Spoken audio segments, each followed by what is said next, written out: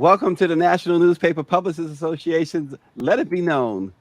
America has always had an infatuation with royalty, dubbing the Kennedy family America's royalty, but still, this nation has never been more smitten than it has been with the British royal family. With the passing of Queen Elizabeth yesterday, evidence of that love affair will undoubtedly continue for the next week and a half, or at least until she's buried. But like when the king of pop, Michael Jackson, died in 2009, another significant death occurred hours earlier. Farrah Fawcett passed away just a couple of hours before Michael. Well, yesterday, a few hours before the Queen's death, a celebrated, noble, and groundbreaking journalist died. And that's where we began this morning with our Twitter talk.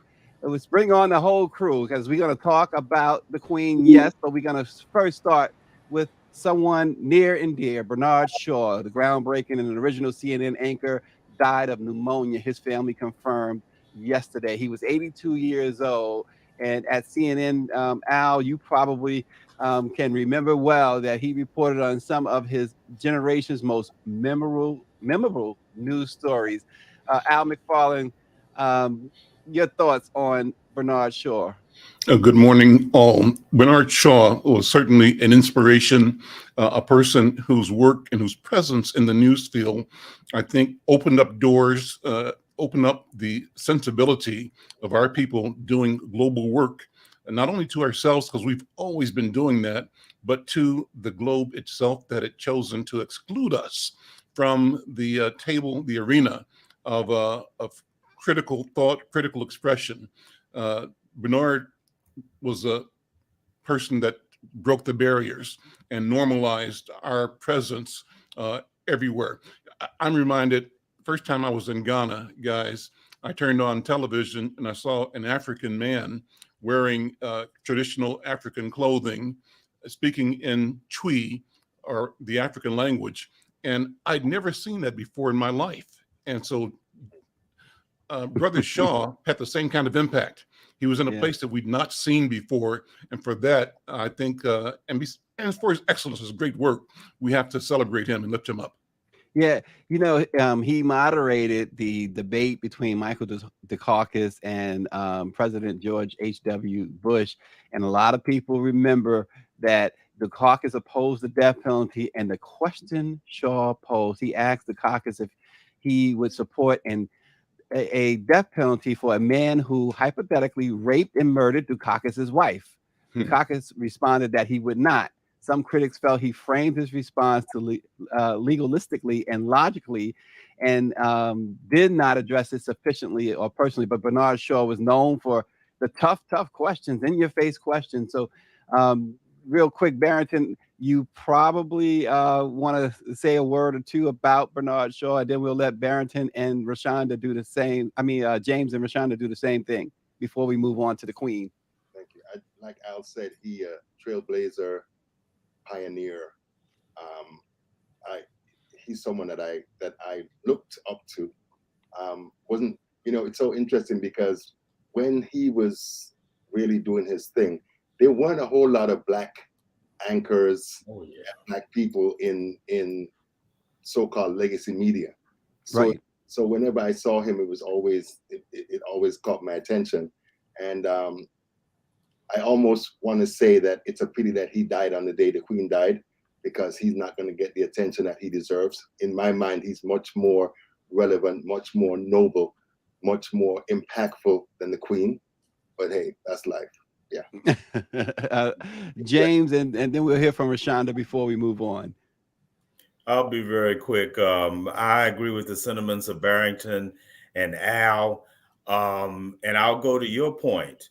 Barrington kind of alluded to it, but I'll go to your point, Stacey, about Michael Jackson.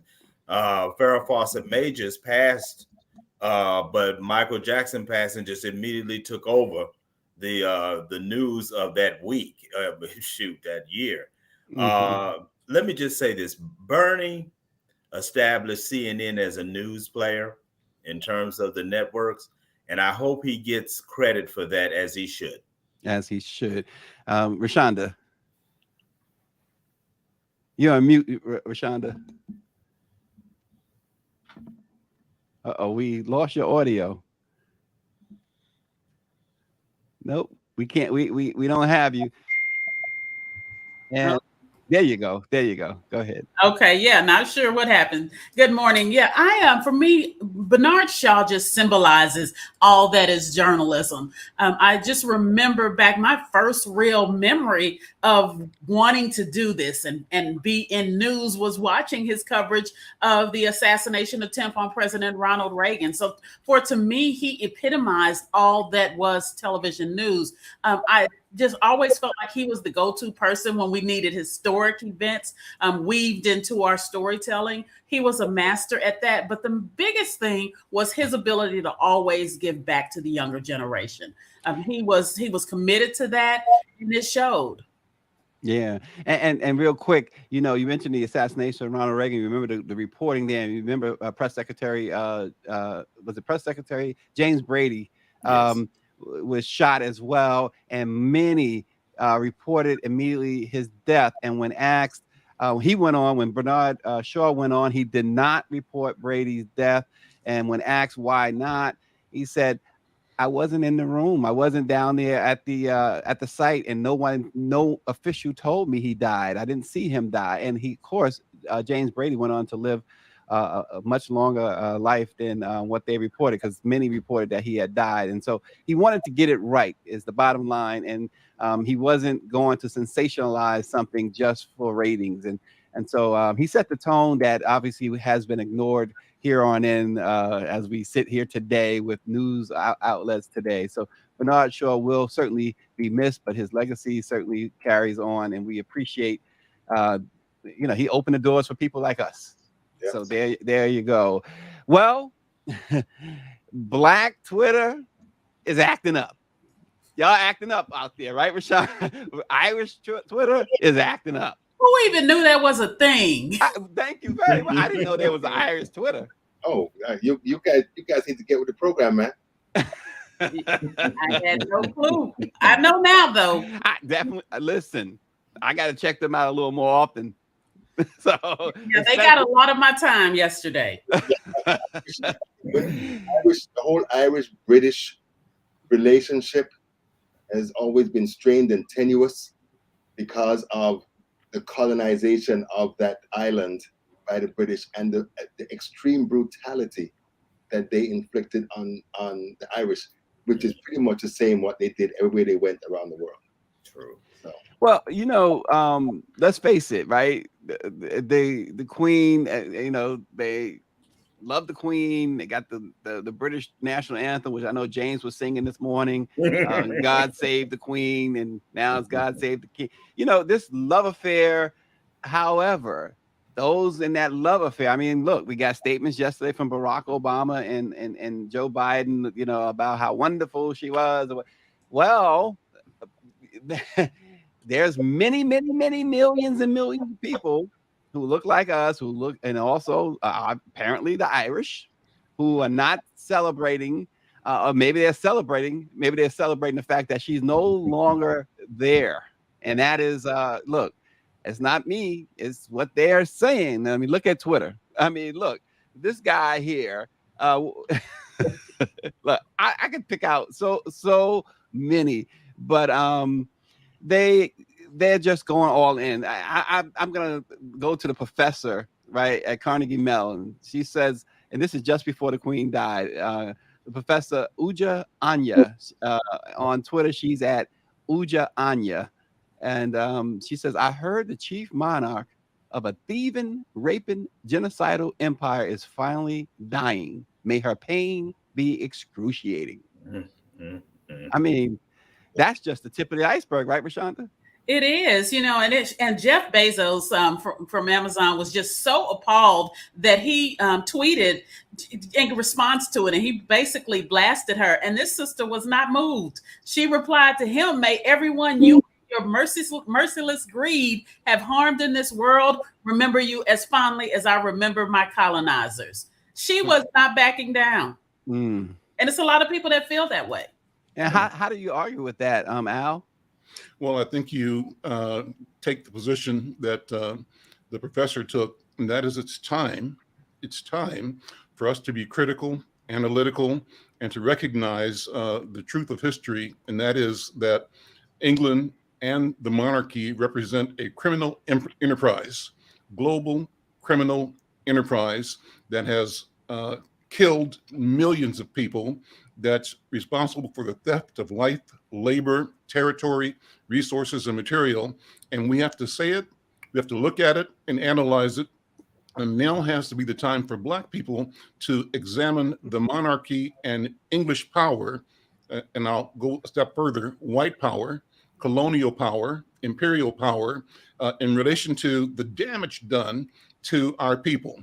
And we don't do that out of a sense of spite for them, though it's deserved, but it's out of coming to awareness of our responsibility to ourselves to know the truth of what has happened and is happening in the world today, and how we course correct for ourselves and for humanity. So we have to not be bedazzled by all the fanfare, by all the illusion, the bells and whistles, the curtains of Oz that are hiding the billions and billions of wealth stolen from our people in the Caribbean, our people on plantations in this country and South America, from our people throughout the continent, throughout the world.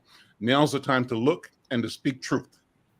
Yeah, and listen, the fabulous Jemele Hill kicked it off right after the Queen died. From my perspective, anyway, she kicked it off. She implored in her tweet. She said, "Journalists are tasked with putting legacies into full context, so it is entirely appropriate to examine the Queen and her role in the devastating impact of continued colonialism." And how do you argue with that, Rashonda? I agree. I mean, if we choose to remember her legacy, we have to remember all of it. And I think that's what a lot of people, when people die, decency, if you will, is like, well, we don't speak ill of the dead. But I think that the Carnegie Mellon professor, she kind of summed it up. She says she's not wishing her dead. She's dying already. But she wished her an agonizingly painful death like the one she caused for millions of people. When you die, you can't just forget all that happened with the Queen. And these people definitely aren't. They're making sure that everybody knows, their feelings. And this is actually shining a light. A lot of people, my son came home yesterday and was just speaking ill of the Queen. And he learned everything on TikTok. He had no idea. I thought she was going to say he learned everything from you. He doesn't listen to me. And I need to make a TikTok video for him to listen to me. Okay. But he really did. He learned a lot of things. He said he didn't even know what the potato famine was until he read about it on TikTok, and he was appalled. And I think a lot of people are like that. So I there's a lot of tweets out there. Like we said, Black Twitter is absolutely blowing up. But James, I know you have a slightly, if not an altogether different take on this. Well, I do. Let me just say, and I'll be very quick with this, Stacey. I think that I agree with Jemele's statement. You have to look at it in a fuller context. And I do mean a fuller context.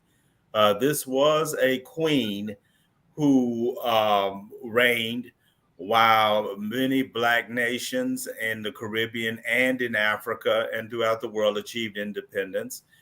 This is a queen who reigned when Zimbabwe was born, as well as South Africa threw off the shackles of apartheid.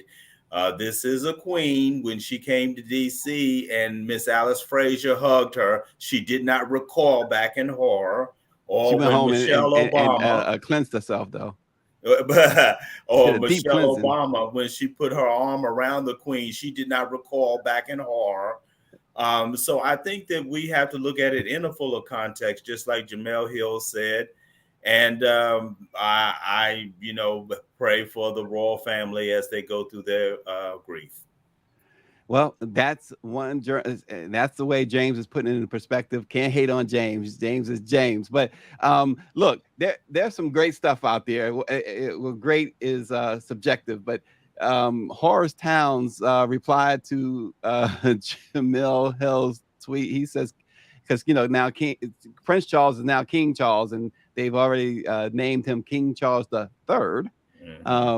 King Charles lost his mother and rushed home to put on his Captain Crunch suit like the first day of school. Black Twitter mourns Queen Elizabeth with you accordingly. That is Barrington. Yes, sir. Barrington, can you speak to that, Barrington? Well, you know, I, I had a different perspective. I put it on Facebook that I don't mourn her. That, and it's interesting because Al made me laugh because I said that she was the head of a criminal mafia colonial settlist empire.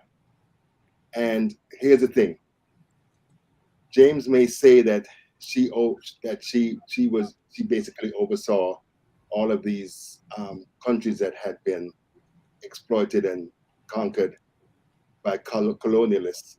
She didn't do anything to give African countries, Caribbean countries, their quote unquote freedom. They had to fight. A lot of people who are talking about how what a great woman she was do not want to talk about the 4 million Indians who died because Britain took all of their wheat and sent it to Britain and left them to starve in a famine, or the millions of people all around Africa who they killed and tortured and imprisoned because they sought their freedom. So I'm not it's not, I'm solidly on the side of black Twitter and Irish Twitter. I don't, we all got to die. She was 96 years old. It's not like she was 15. She left. She's gone. But it is imperative on us as African people to very carefully sort out her legacy. Well, and that legacy, it's as you said, I mean, it includes a lot of ugly moments for people of color in particular. Yeah. And that's the point of what Black Twitter and even Irish Twitter is making, right? Yeah. The thing is, when Britain left, when there was a wave of independence in Africa, the British Home Office and all of these colonial secretaries, they burned or sent home any documents that chronicled the type of murderous, barbarous behavior that they had inflicted on the Africans and other people who were under British control. They did it in Cyprus. They did it in Ireland. They did it all over the African continent. They did it everywhere. They did it in Egypt. Anywhere that British people were, that's what they were doing. So I don't really care if those who are crying these tears for Queen Elizabeth, because people are pissed because those of us are saying you can't say that she was a wonderful woman and not talk about the things that happened under her watch. I don't care. I hope that we continue. I hope that they continue dragging her and letting people, because in the middle of all that dragging is truth. Mhm. It's true. Well, Claudette Perry writes in that throughout South Africa, you still see the vestiges of English colonialism, as well as the Dutch and Germans. England, although one of the smallest countries, was the most powerful. Almost everyone in the world speaks quote unquote English. They pretty much conquered the world. Al, your thoughts on that? Well, I think we have to, again, contextualize this experience. I think we have to examine the theater to look at what is happening now as theater and look at the roles that the royal family and leaders from around the world and communities from around the world each play in the unfolding of the transition of wealth and the maintenance of a world order, a world sensibility. We have to remember that it was when white people were in conflict after World War I and after World War II that African nations and colonialized people found an opportunity in the disarray, in the arguments, in the conflict between white people to wedge our own communities towards independence. And I think we have to look at everything in that light. Where is the fissure in the structure, the social structure that maintains global domination at our expense? And everywhere we find a crack, a fissure, we have an obligation to move in and to drive a wedge that creates space, breathability for our people. And one thing is to look at how we are asked to be infatuated or to display our love for all things British, all things royal. I'm looking at a tweet from Greg Carr, actually from March 7th, 2016, but it's appropriate right now. And the tweet, and I'm not sure if this is a poem that he wrote or just a statement, but it's powerful.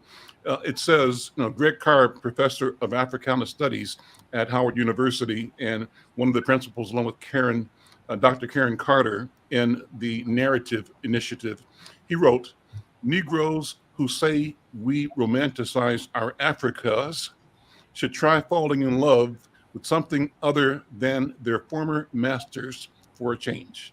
Now is the time for our people to be intentional about falling in love with ourselves and out of love with our former masters. It means banish from our hearts and our minds infatuation with white power and white supremacy. Well, and I go back to Jemele Hill again, because first when she made that statement about journalists putting legacies into full context, and it's entirely appropriate to examine the Queen and her role. We are the Black press. We're not trying to be disrespectful to Great Britain or the Queen and her family. We're just speaking truth to power, as they say. And there's a lot of things that we even haven't covered. There's an article that I authored for the Newswire, which you'll see soon on Black Press USA.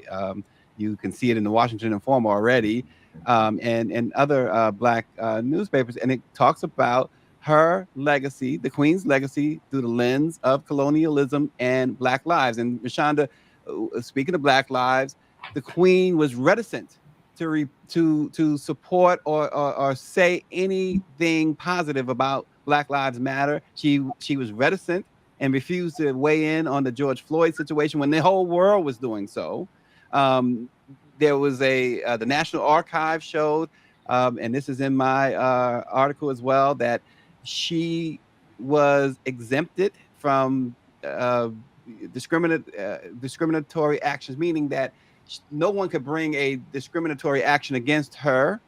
The palace folks were told that clerical workers or anybody of any position in the palace could not be a person of color. The role of the person of color, and this is a direct quote from the National Archives from a high-ranking official at Buckingham Palace, you could only be a servant.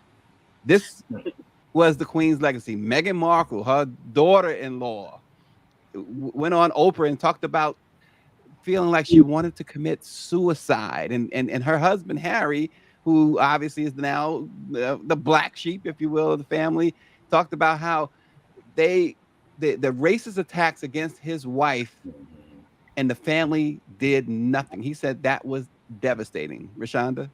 You're right, and they are powerful. So she had the ability to do something about it, but little Archie's too brown. That was the concern with him taking over one day. These are jokes on Twitter, but the reality is they are rooted in collective trauma. And that's where all of this is coming from. I saw I don't know if you saw the statement from the Economic Freedom Fighters. That is a South African political party. So they really issued a statement and they said they noted the death, but they were honest. We don't mourn the death because to us, her death is a reminder of a very tragic period in this country and Africa's history. Mm-hmm. They went on to say officially that, they cannot properly mourn someone that reigned for 70 years. I think that's what a lot of people are losing sight of. This isn't something that just her ancestors did and where people are wrongly attributing to her. She's been in power for 70 years as a head of institution. And the Economic Freedom Fighter says she sustained, built up, and lived off that brutal legacy of dehumanization of millions of people across the world. Yeah, and let me highlight what at Ya Asante Waba, and it's at YAA capital A SANTE WAA capital BA. What this Twitter user wrote, and it goes along with what you just said. He said, a reminder that Queen Elizabeth is not a remnant of colonial times. She was an active participant in colonialism. She actively tried to stop independent movements and keep newly independent colonies from leaving the Commonwealth. The evil she did was enough. Barrington? Yeah, I was thinking about her yesterday. I saw her coronation and other pomp and circumstance, and was reminded that the biggest diamond in that has been discovered in recorded history, Mhm. 536 carat diamond from South Africa. One of Kohinoor is one of the biggest diamonds that they found in India. That is in her royal collection as well. These people are thieves. These people are scoundrels. $12 billion, Barrington, was the Queen's Yeah. reported net worth. And the thing, when you think about it, David Cameron came to Jamaica in 2015, and former Prime Minister Portia Simpson said, we need to talk about reparations, and he's told her, all you all need to get over it, and then left Jamaica, and the next week was front and center at a Jewish memorial talking about never forget. So that's the type of stuff that we're dealing with. She has never. You said something earlier about her not saying anything about George Floyd and stuff. It was one of her, I don't know, rules, I guess, tenets, that she would not comment on anything going on in the world because she wanted to be able to stay above the fray, so to speak. So that's the reason why. And that's why they said it may cause problems to King Charles III. Yeah. Because he's always given his opinion about this, that, and the other. I am hoping that what happens is what Al has suggested, that this moment presents a fissure that we can help to tumble the British royal family. Because, I mean, she had her 70th Jubilee a few months ago. And February, yeah. And in February, and a friend Yes. of mine in England said to me that they spent like £14 million at a time when people don't have jobs because of COVID, when the price of energy is going through the roof, when the salaries are so shabby, and all of the most wealthy ones are the ones that are continuing to siphon off resources and money from the British people. And the thing is too, there's been talk on Twitter, of course, and other places about her distaste always for Princess Diana, and along with those comments, we see a lot of pictures of Diana with African children hugging little African babies, talking with African men and women, something that apparently the Queen did not take too. One of the many things about Diana she didn't take too kindly about. A lot of people blame Elizabeth for allowing that situation to get to the point where Diana was so much in a meltdown. I mean, obviously she was in that horrible accident. Some paparazzi was trying to get pictures, but what role, Al, before, during, or after did the Queen play in that? Well, I'm not sure I can answer that question. What's on my mind, though, Stacey, is that now is the time for a collective jail break.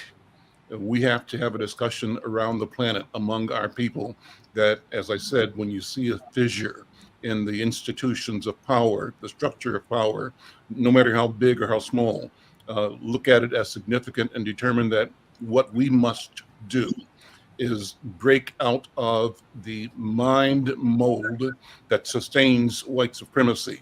Our objective is that it be dismantled and destroyed, not because we focus on it, but we focus on ourselves. That as we discover how to be our true selves and our building of relationships among ourselves around communities and around the world, around the planet, create commerce and exchange and interaction, figure out how to be with each other over a long period of time. And that being together builds a trust, a process, a system that in and of itself breaks the mold of the white stranglehold on the economy, political, and the moral structure of that's been imposed. We have to break that, and we break it by being ourselves, discovering ourselves. So, Stacey, can I say real quickly Yep. that piggybacking on what Al said, we will never gain true freedom until we break away from this economic system. Because all of these Caribbean countries, all of these African countries are supposedly independent, but they're still tied to the World Bank, the IMF, and Yep. the white, Western, European global economic system, which is it is a vampire that sucks away all of the resources of the countries. So they have just basically replaced physical chattel slavery with economic slavery. And that's what Captain Thomas Sankara fought against. And that's why they killed him. Mm. Because Wow. he refused to take money from the IMF or the World Bank. He made Burkina Faso economically self-sufficient. And Margaret Thatcher and the CIA, the president of the Ivory Coast, said, no, this can't stand, and they assassinated him. Wow. Go ahead, James. Yeah. Yeah. Let me just make two quick James points. said, y'all and- just killing me here. You're killing me this morning. Let That's me my just- queen. Let me make my two quick points. Barrington is right in terms of the Queen not speaking out about George Floyd or even back in the 1980s apartheid and those other issues, because she was an institutionalist.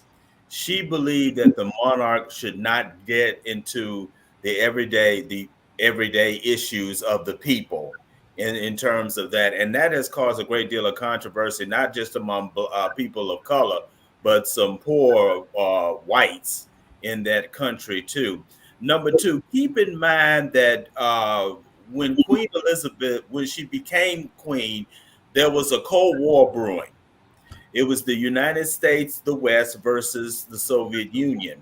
So if she wanted to keep the colonies, which I totally disagree with her on this, is because of this fear that they would become Soviet satellites and would spread communism.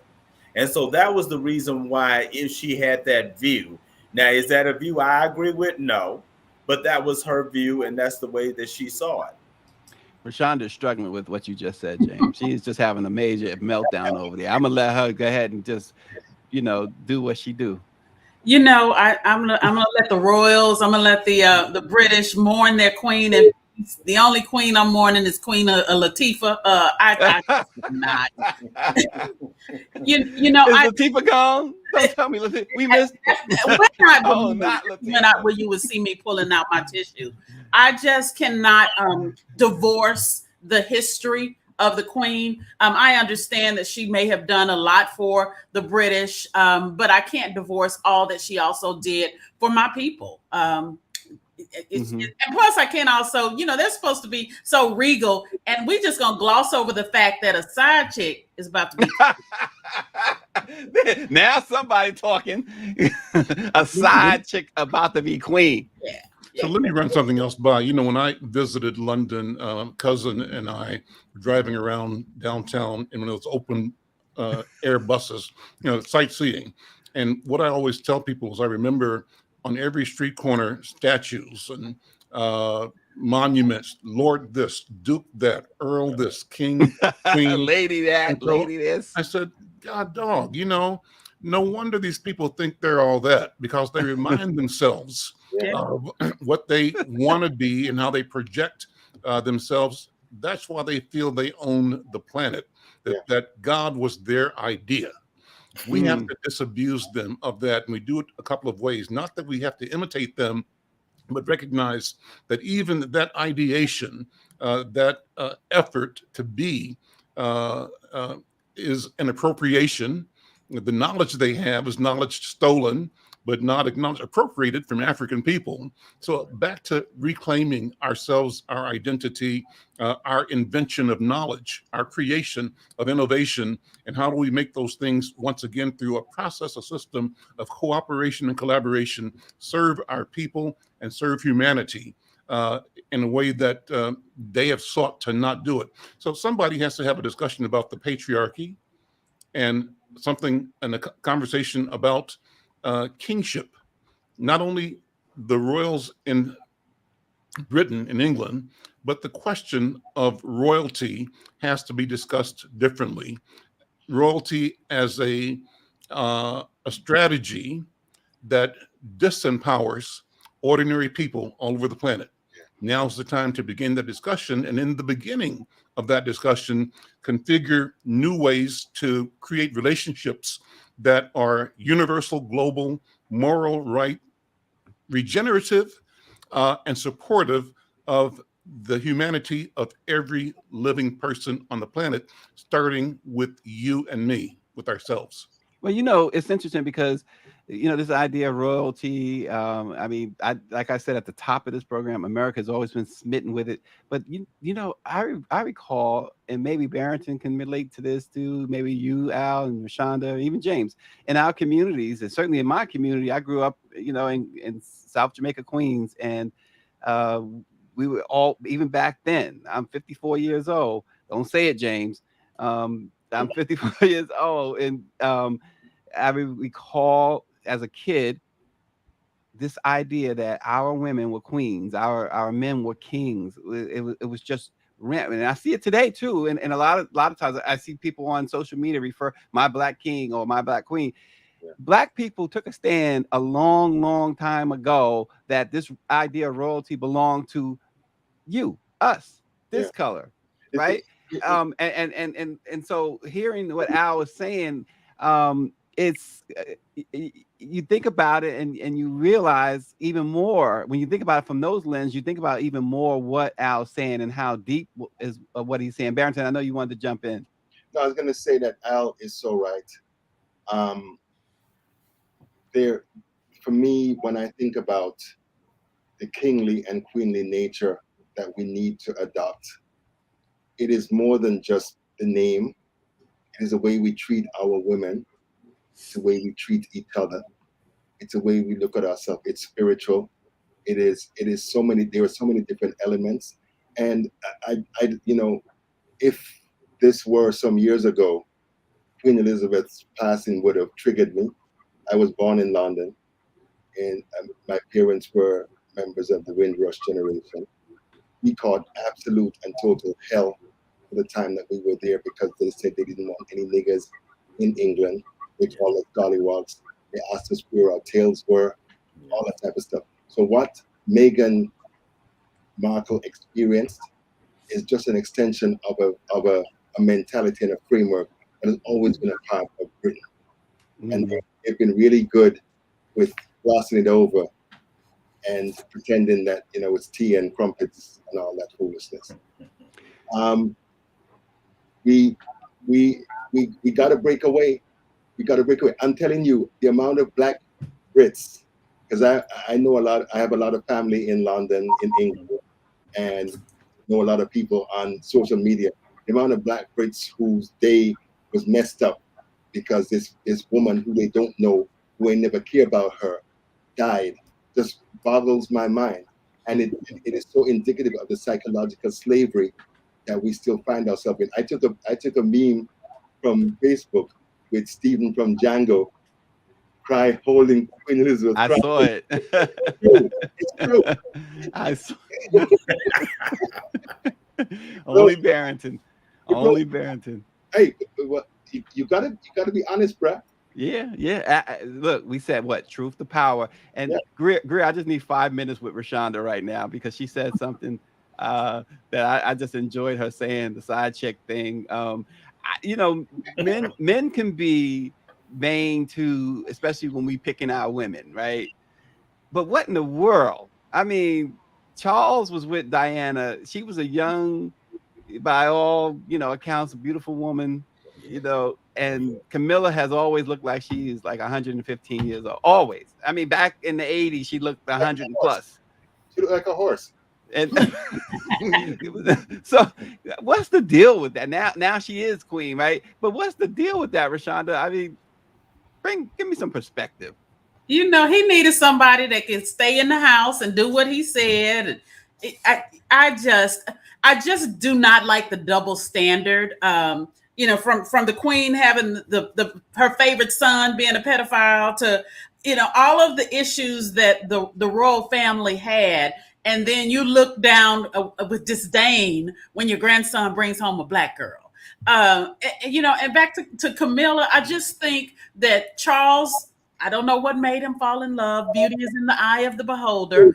But Princess Diana was just too much for him, I suppose. And he needed somebody that he could keep locked in the closet. She'd be okay with it.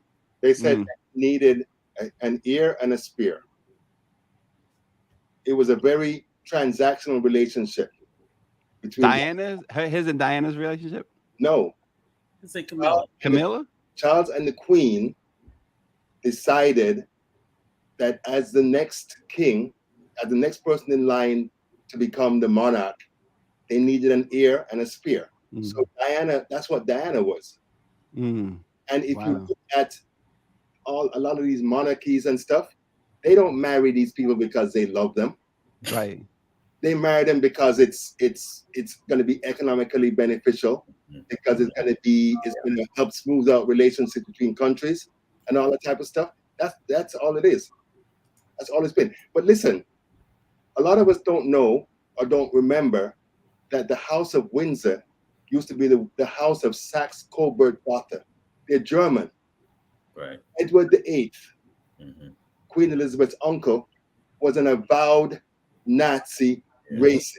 Yes. That's the type of stuff that's why they changed the name to Windsor during the Second World War, because they wanted to remove themselves from their German roots. Lord Mountbatten, who was Charles's favorite uncle, was a notorious rapist. Always went after young boys, raped them, and it was hidden because he was a royal. That's right. Who's the prince now? That's like pedophile with Charles with Epstein. Andrew. Yeah. Andrew, who was like Rashonda said, Elizabeth's favorite son. And she very reluctantly pulled him from public life when the young lady sued them. Do you know the house she died in yesterday in Scotland was the house that her parents, when she was a little girl, used to send her and her sister to when the Germans bombed England? Yeah, I thought that was, I mean, it doesn't mean anything. It's just interesting to me. But his father went to London in 1950. He said he could stand in North London and see all the way down to the sea, because Germany bombed everything. And they basically had to just raise all of it. It's a little different for Sarah Palin seeing Russia from Alaska. A little different. So and as much the thing that I always think about is how lazy white people are. They went all the way to Africa to find labor to do the work they didn't want to do, and the British did the same thing. In the 1940 late 40s, 47, 48. They said anybody who was from the colonies could come to England because they had no quote unquote manpower to rebuild the country.